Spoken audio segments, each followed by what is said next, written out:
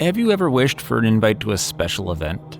The kind of special event that everyone knows about, but only precious few actually get invited? The kind of event that, well, it calls back to times before times of bacchanalias, rites of spring, things foreign to modern humans. Well, consider this your invitation. We're headed to a party just after this. There's a special kind of thrill that comes with finally getting something that's been in your shopping cart or on your wish list for a while. And that feeling is even better if you know you got the best deal for it. That's why the savviest shoppers shop with Rakuten. They get the brands they love with the most savings and cash back. And you can get it too. The idea is simple. Stores pay Rakuten for connecting them with shoppers, and Rakuten shares the money with you as cashback.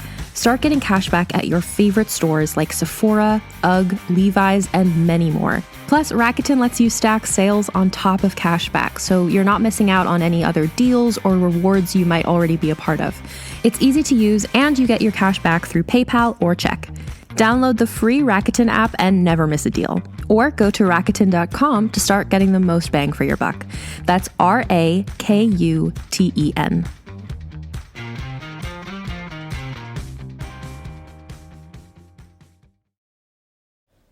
The name's Harry Dolowich, a.k.a. King of the Egg Cream, and boy, do I have a story for you. So if you like love stories with a side of racketeering, make sure you tune into King of the Egg Cream, wherever you get your podcasts. Hi, this is Fred Greenhalgh, your host to Undertow, Realm's podcast delving into the weird and the wicked. I'm also the co-creator of the series we're experiencing, the Dark Tome. Cassie Pinkham's been exploring the worlds revealed to her by the Dark Tome and also trying to be a teenager.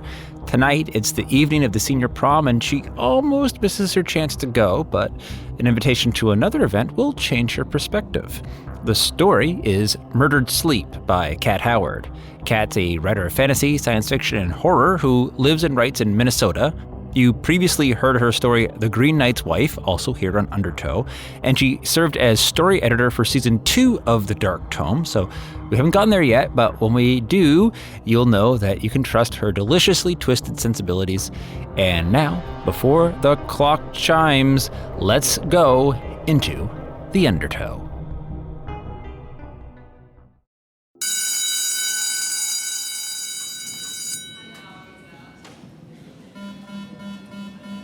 Remember, tonight is the Senior Prom, starting at 7 p.m. in the gymnasium. The shuttle bus will be leaving at 9 p.m. for the lock-in party held at the Legion. See you then! Hi, Cassie. Oh, hey, Kim. I heard what you did to Kathy Skillings. Oh. No, it's cool. Look, she deserved it. Plus, it gave me a chance to be goalie. I'm crushing it out there. Glad to hear it. So, I've got to go. You want to come with me to the prom? The what? You, prom? Oh, my God, I shouldn't. I didn't think. I'm so stupid. Sorry. No, it's, I've got homework, okay? I'm pretty busy. Okay, of course. I spent my walk from school to Mr. Gussie's bookshop wondering if I'd made the wrong decision. Pretty sure I had, actually. I mean, I was probably the only girl in the high school class who was about to spend the night of the prom with a book. Of course, it wasn't a school book, it was the Dark Tome. But I was fine with it, really.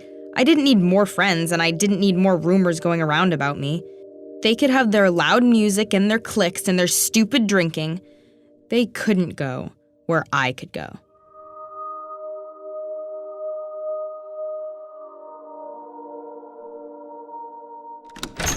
Mr. Gussie? Mr. Gussie! Where the hell is he? Oh, there's a note. I'm out. Important business. Fill you in later. Well, I've been stood up. My only friend for the prom is a man who could be my grandfather, and he stood me up. Great. But not you, good friend. The Dark Tome is always ready for me. What are you, anyways? Where did you come from? Oh, what do I know? No one knows anything about you, do they? Only Mr. Gussie might know something. But he's not letting on. Hey, we don't need him, do we? We didn't the first time, and we don't now. I need an adventure, Dark Tome. I need to go somewhere. Maybe we do this like we did it with Mr. Gussie? Like, a seance, right? I can start to think about a place I might like to go. Well, tonight is the night of the prom. Do you know what that is, Book? It's a thing we do in the spring, like a rites of spring thing, I guess. I get the feeling it's some sort of coming-of-age thing, something that maybe goes back real old, like teenagers who get made aware that they're going to marry off and make babies and whatever. You're not supposed to have babies as a teenager anymore, though. And now mostly people use it to drink and have sex. Wait, am I making any sense? What I'm saying is, Book, I'm not going to that party. I don't want to. Well, it's not that. It's just, I don't want to feel stupid, okay? I just want... Oh, wait! Now I've done it!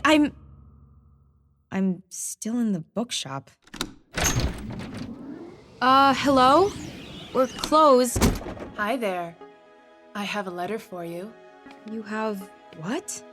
It's an invitation. Open it. I'm not sure. You've heard the rumors.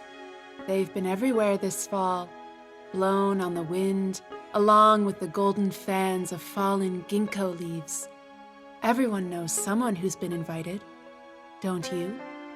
I don't think so. Well, you know someone now, don't you? Oh, but no one has managed to speak of anyone who's been... Only, there are those stories, aren't there? The masks, the decadence, a play, perhaps a bacchanalia of something that was not a play at all, but rather an enfleshed dream masquerading as a drama, of impossibility made concrete and stone in the condemned hallways of an abandoned building. Go on, open it. This is quite old-fashioned, don't you think? The blood-red wax. It's printed on the finest stock.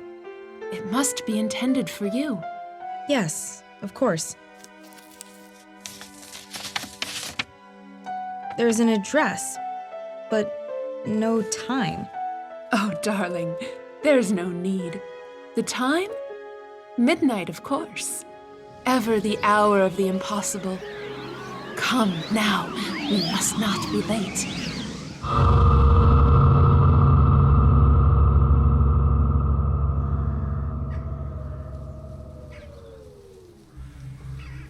Sleep is dying, and has been for a long time now, through uncounted ticks of clocks and the flickers of thousands of too-brief candles. Sleep is dying, a slow exsanguination of dreams, a storm-tossed suffocation of nightmares. Sleep is dying, and she is not alone in her throes. Hey, wait for me, okay? What's your name again? Cora. Cora. I'm Cassie, and we're going there? Yes, It's rather spooky looking, don't you think? naturally. Seriously, this is like the kind of place you see in a Ghost Hunters TV show. Or maybe the places kids break into to make out and, other stuff. To me, it looks like MC Escher. You know him? Whoever designed this place must have a fondness for Cocteau, don't you think? Who? French filmmaker. The torches there? See how they're designed to resemble white-gloved hands? Oh. Our evening awaits. More torches. Come in.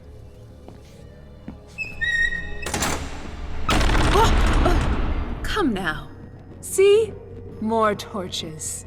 Yes. What do we do now? It's a pair of hands sticking out of the wall. It seems to me they beckon you, Cassie. They beckon me. Oh! It wants the invitation! Yes!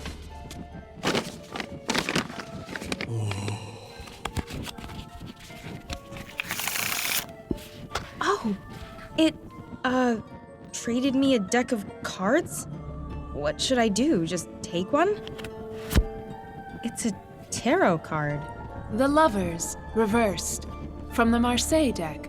The young man is pinned by the gazes of two women he was to choose between, as much as he is pinned by love's arrow in his chest. Great. And that means what exactly? It means the door is ready for you to open. Oh! Right! The hand is a handle. Uh-huh.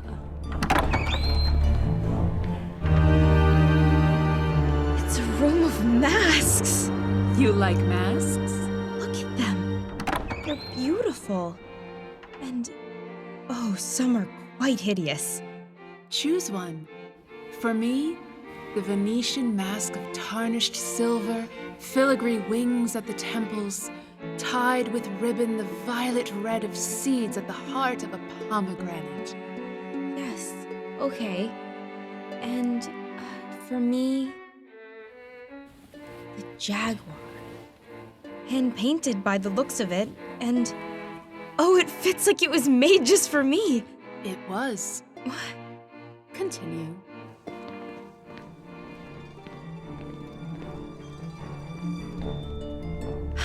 Look at all the doors. As I entered the hallway, what struck me first was all the doors. Some shut, some cracked open, some gaping like mouths.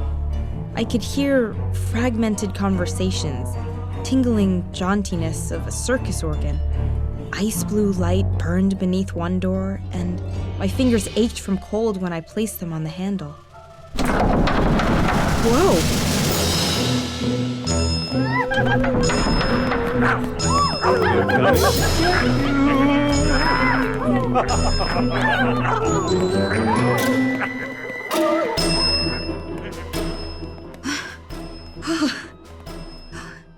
This place. Smell that? It's wonderful, isn't it? Burnt caramel? Or is it dark clouds at the heart of a storm? It's coming from down there. And here.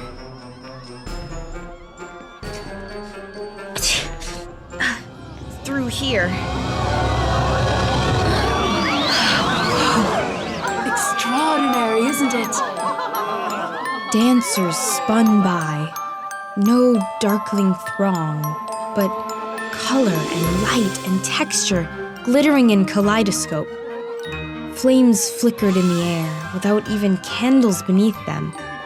The air was scent and sound, and I barely had time to breathe it in before... Let's dance! Whoa! Cora flung me into the dance, and I was caught by a partner with a mask, horned like a stag.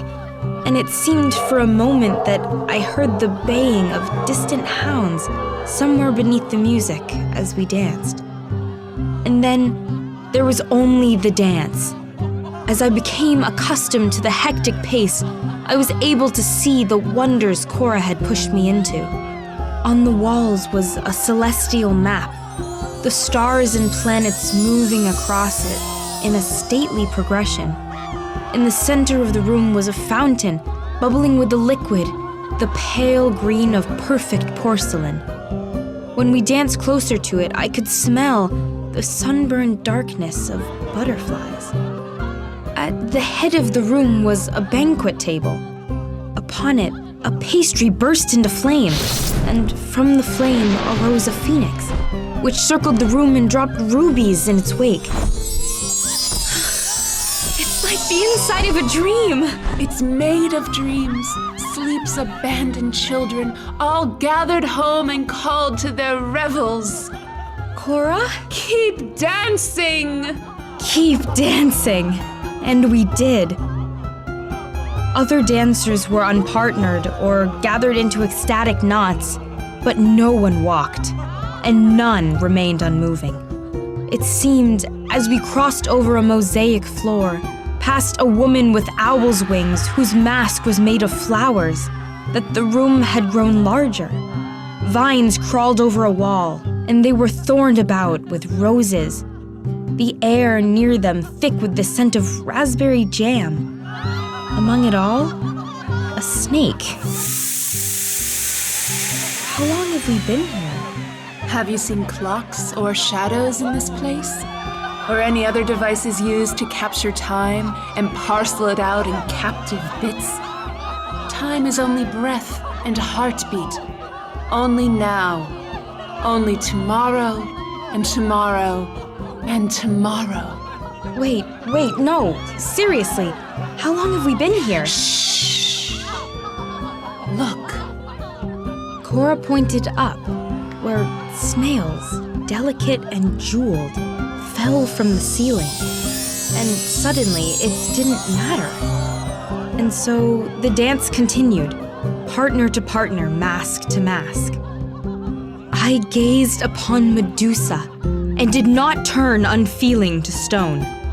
I spun in the arms of a woman whose mask was a living butterfly, its acid green and black wings gently opening and closing on her face. I watched as the liquid in the fountain turned to poetry, and calligraphied sonnets and cinquains unfurled from it. I had dreamt something similar once, ink running like water from a fountain, drying in splashes of iambic fragments. Then the music stopped. What? Wait, hold on, where did the door go? Won't you stay? This is the land of fairy, right? I followed the rules, right? I have neither eaten nor drunk. I have spoken no promises, no insults, no prophecies. To stay is not a trap, but a choice. It was the horned man. I saw that it was not a horned mask after all. The horns climbed from his head. You are supposed to say no. To lie and cast aside your mask. To weep for lost mundanity. To mourn for ordinariness and beg for me to send you home. Back to broken glass and shit-smeared streets. Are you the book? You are supposed to walk from here and into the harsh light of the ordinary and never once look back. Are there any who actually do? Most. The comforts of known life are powerful. See this? The card? I choose to remain. Very well, Cassie. Sleep is dying. This is no longer secret. Nights full of twitches and wakefulness fall like curses upon unslept beds. Night's hours stretch into fire-eyed forever. Somnambulists pace and pace and pace.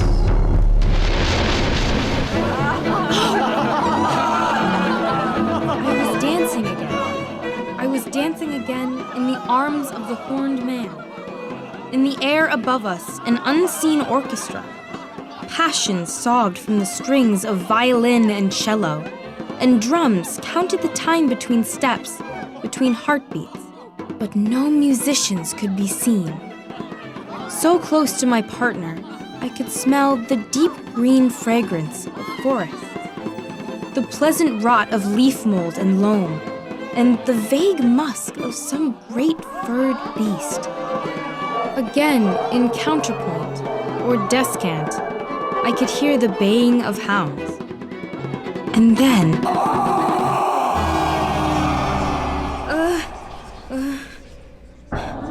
man lay on the floor. A tidy figure, in neat black velvet, dark hair, a disarray of curls. His mask, sly and vulpine, had cracked down the center. A snake curled, green and jewel-like in the empty socket of his eye.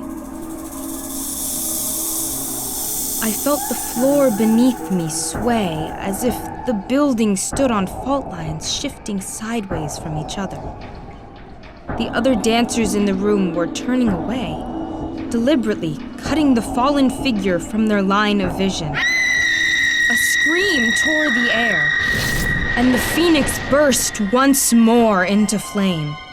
Beneath the burning feathers, the body on the floor burned as well. As the flames died, only the mask was left. The face of a fox cracked in half. The ribbons that had held it on the dead man's head still nodded. Will you help me? How? I need to take the mask outside, into the air, so that it might speak. But if I touch it, I cannot be certain of its answers. I am too close to require truth. Will I need to wear it? No. Such a thing would be an abomination. Like dressing yourself in someone's skin without asking them first. No, it will serve for you to carry it. Okay, then I will help. Thank you. So I gathered up the pieces of the mask and followed Cora out through the door, which had reappeared, past the horned man and into the night sky.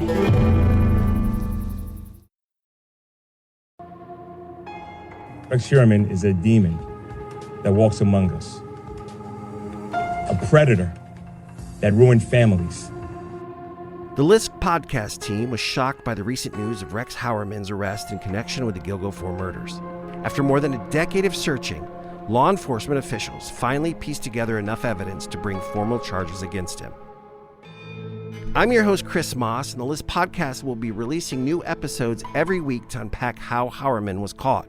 We'll track developments in the case, as well as conduct interviews with officials and witnesses familiar to all the troubling details. We are relieved by the arrest, but with new information coming to light every day, there's still so much to learn. Look for new episodes every week, and if you haven't already, please listen to seasons 1 and 2 of Lisk Long Island Serial Killer, wherever you listen to podcasts.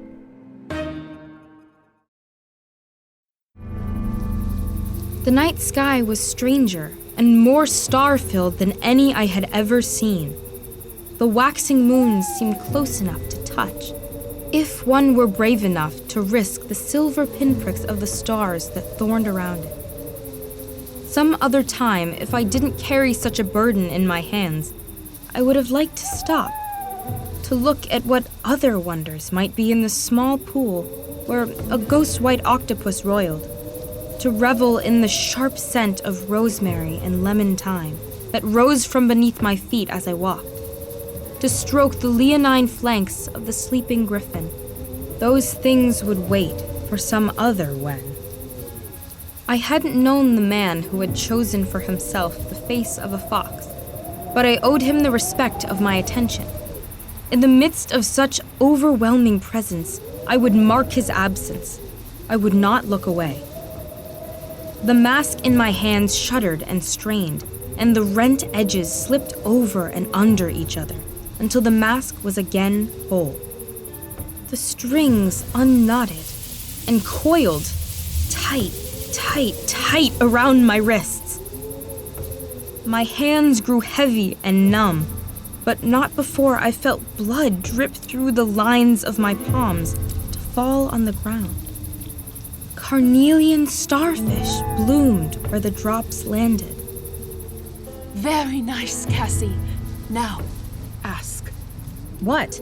You have questions, right? If you would like to have answers, now is the time. I think he'll answer. Did you choose the mask for yourself? I did. Was there any who sought to influence your choice? I was swayed by nothing other than the memory of my lady, a fair vestal throned in the east, and the burning glory of her hair. did you tell the cards for yourself before entering? The Ace of Cups reversed. I read my own destruction, carried it in my hand. Did you... Hey! It broke! And the octopus is eating the starfish! Get out of here! Touch him. He is warm. Cora knelt then, and the octopus blushed, then rose, blood red, and suctioned onto her hand. Then braceleted her wrist, color flooding and drowning from its surface, in syncopation with her pulse. It's time! Even eternal places change.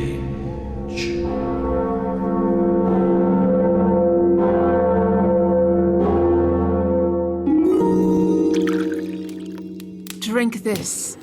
It will help with the pain. My head. What is this? It smells like apricots and summer meadows. It's like honey. He is dead because he chose a card and a mask. I chose a card and a mask. No, he's dead because he was murdered, cracked open so that his dreams might spill out and populate the air. Oh, Cassie. We asked for his card and his mask because they were the reason he came, and who he was when he was here. His dreams of himself deserve to be remembered, to be spoken, to be known to all the ghosts of this place. Does that make sense to you? No, it doesn't. Ah, more poetry then. He is the best. Sleep is dying and does not want to be. So sleep steals here and there, from wreck and ruin, from blood and dream. Small pieces never missed until they are. Every paradise has its serpent. I can see her now. Cora, with the octopus, ghost white, taking residence in her hair, wrapping the strands around itself like sea wrack. It seems content to perch there, as Cora dances her way through the strange party that has become life. A never-ending and sleepless night. I see her as she dances with a woman wearing the mask of a white hound, with ears red and wet with blood. As they dance, the woman's eyes shade from a warm brown to a bright poison green, serpent green. The woman's face trembles, her feet falter in the dance. Fur prickles beneath them, and the urge to chase, to hunt, quivers against her skin, Cora's skin. The phoenix rises, burning, and Cora hears, as if from some great distance, the baying of the hounds.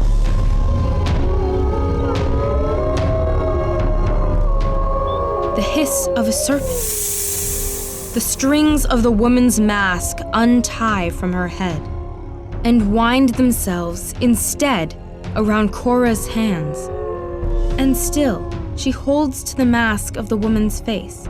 She can smell the forest, fecund and dark. She can hear the inexorable chime of a clock. A small green snake, whip-like, slithers across her foot. Poison green, like the snake coiled in the dead man's eye. Cora steps, once, twice, crushing its skull. The woman sinks to the ground. There is no body where she falls. Instead, a white hound with ears of blood red, the incarnation of the mask that dangled from Cora's hands. Not dead, but translated. And then the room is filled with the howling of the hounds of hell, the red-eared hunters, full, too, of the souls they carry. One more joins their number as they harry the steps of the masked dancers. In the center of the room stands the horned man, the phoenix mantle on his shoulder, the hunt wild around him. He meets Cora's eyes and bows. Even eternal places change.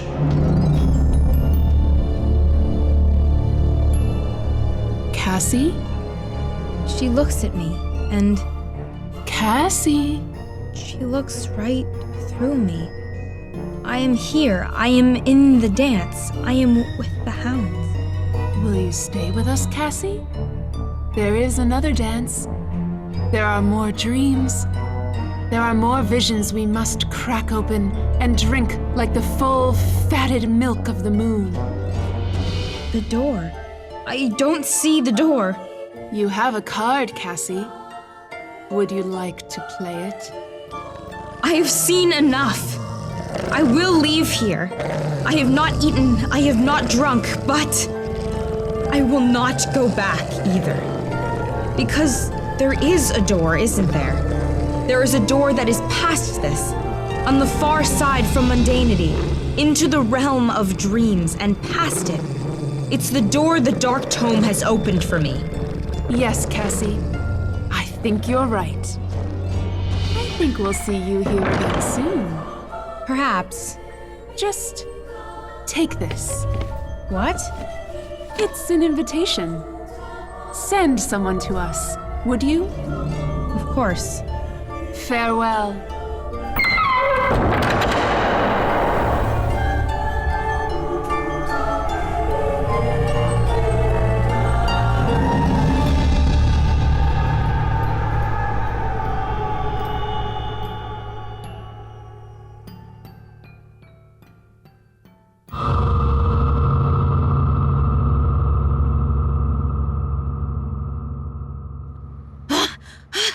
Holy cow!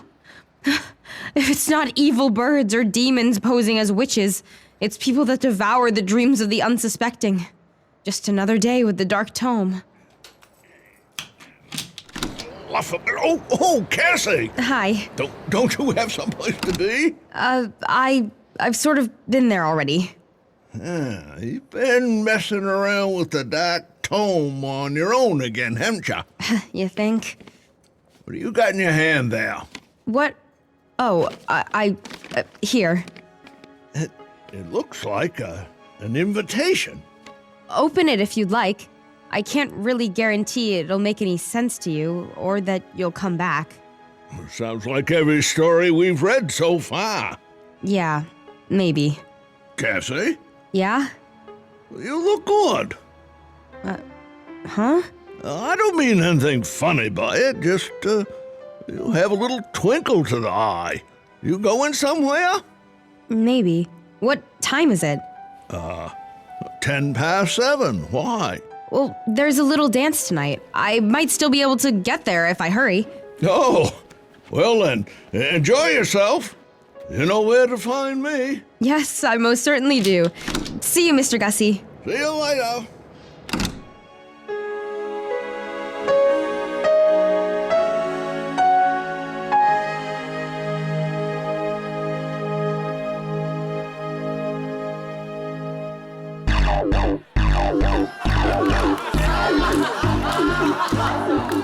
Hey, Kim. Oh, hi, Cassie, you made it. Yeah. You, find another date? Are you kidding? No. And as much as I hate the rituals of teenagers, I couldn't pass it up. Okay, my mom sort of made me. Is that why you changed your mind? Not exactly. I had a chance to think about how great a dance can be. Maybe, if they change the music. Hey, what are you doing? You're putting on a mask? Oh, that's hella cool. What is it, a tiger? Jaguar. Badass. And I thought I was showing my nonconformity by wearing a leather jacket. You look cool too. Thanks. Hey, look, I'm sorry about earlier. I didn't know you weren't No, it's fine. It is. Fine? Like, fine you're still friends with me, or fine you weren't letting something on? Depends. You want to dance? What? You mean with them? No, with me. Come on. Okay. It was just a high school dance, but underneath the hum of the thrumming bass, underneath the smell of the rented tuxes and the clip-on corsages, was the salty musk of a much older ritual. I wove right into the dance floor. Kim could barely keep up, but I didn't let her lose sight of me either. I slid between the kids who would never meet my eyes in the hallway, but couldn't take their eyes off my jaguar mask. I felt the drum beat thrum into me like the beat of the earth's pulse. Felt sweat trickle down my neck and rope around my flesh like the tentacles of the curious octopus. The shouts of the jock boys who were heckling us on the outskirts of the dance floor were like the baying of the hounds of hell. And like in my dream, that cavern of murdered sleep, I would outrun them. Can you feel it, Kim? This dance music is gonna make me puke. You think we should change the station? Yeah, put on some punk, would you? Hold on. Wait, what? Call it up! Whoa, power spike!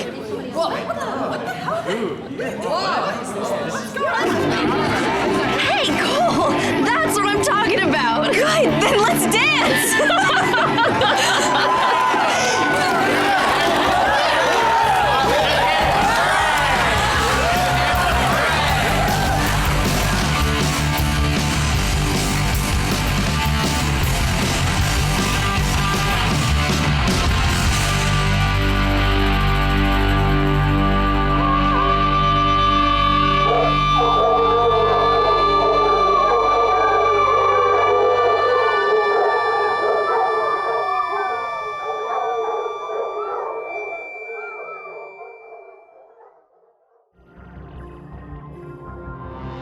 Okay, that is a spring ritual I can get behind. Cassie may be having the time of her life right now, but when the lights turn on again, as they always do, all won't be as she left it. We'll see what happens next time on The Undertow. Hi, listeners. This is Jason Liu, creator of Birds of Empire. I am beyond excited to introduce our new season and dive back into the world of New Dakota. Birds of Empire follows 4 young people from the clans of New Dakota: the Bears, the Rams, the Birds, and the Wolves. Each hero we follow will struggle with their own demons, burdens, and hopes as their battles play out across a sprawling, lush, and brutal landscape unlike any that's come before it. Birds of Empire is a modern folk epic that blends elements of history, fantasy, and myth to tell the story of an incredible world that might one day be. Book 1, The Dawn Age, introduced us to the world and the heroes who call it home. Book 2, The Seed of White Rock, continues our heroes' journeys as destinies collide, revolution brews, and new alliances are formed. All things return. Follow now on Apple Podcasts, Spotify, or wherever you're listening to never miss an episode.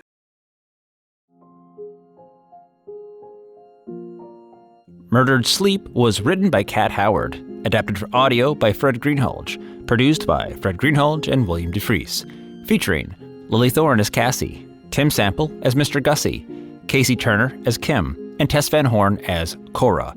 Additional voices by Jenny Wren Walker, Ian Carlson, JP Guimont, and William DeFries. Dialogue editing by Fred Greenhalgh. Sound design by William DeFries. The Dark Tome's theme, Februar, is by Peter Van Riet. Additional music by Mind's Eye Productions. The Dark Tome was created by Fred Greenhalgh and William DeFries and is a Dagaz media production presented by Realm. Undertow is a production of Realm, hosted by Fred Greenhalgh, produced by Mary Azadolahi and Haley Wagreich, associate produced by Nicole Kreuter and Alexis Latshaw, executive produced by Fred Greenhalgh, Molly Barton, and Marcy Wiseman. Undertow's theme, Dark Rumbling, is by Hubert Campbell. Cover art by Kendall Thomas. Find more shows like Undertow by following Realm at Apple Podcasts, Spotify, or at realm.fm. Realm is your portal to another world. Listen away.